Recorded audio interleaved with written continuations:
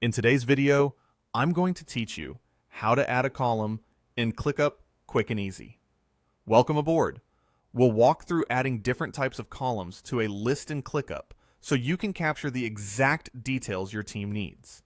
Start in your workspace and switch to the list view so you can see your tasks in rows with columns across the top.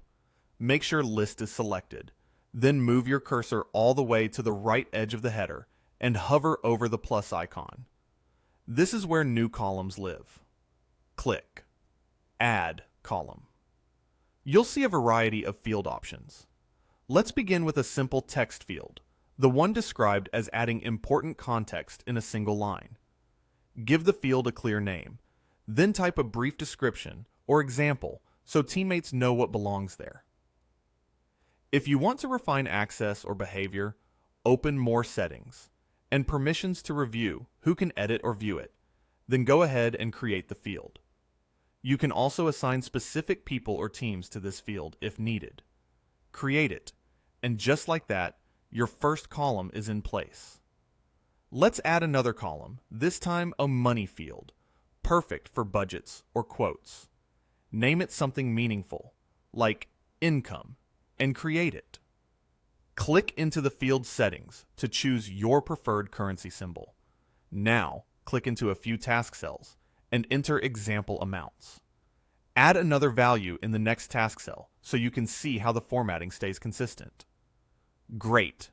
Your numeric data is now tidy and comparable at a glance. Next, add a column that can look up or summarize data from related tasks. Choose the lookup option, then open Relationship. From here, you can connect to any task in your workspace and select the list that contains those related items.